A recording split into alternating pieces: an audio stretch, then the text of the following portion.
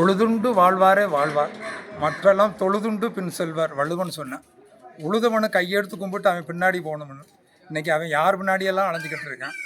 காரணம், விவசாயத்தில் சொல்லுவாங்க, மேல் உரம் போட்டவே மேலே போய் சேர்ந்துட்டானையா, அடி உரம் போட்டவே அடியிலேயே போயிட்டானையா. அப்படி இருக்க நிலைமை. காரணம், தண்ணி இல்லை. தண்ணி இல்லாதனால வானம் பொய்த்து போச்சு. பருவமழை பெய்கிறது இல்லை. பருவமழை பெய்யாதனால நிலங்களெல்லாம் வறண்டு போயிருக்கு. அந்த நிலங்கள் வறண்டு போனதுக்கு என்ன செய்யணும்?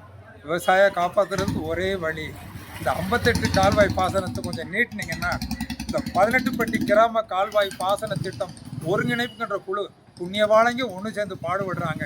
அந்த பாடுபட்டதுக்கு பலன் கிடைக்கிட்டீங்க. அந்த ஒருங்கிணைப்பு குழுக்கு ஆதரவு தர்றோம். எல்லா மக்களும் நாங்கள் சேர்ந்து ஆதரவு குரல் கொடுக்குறோம்.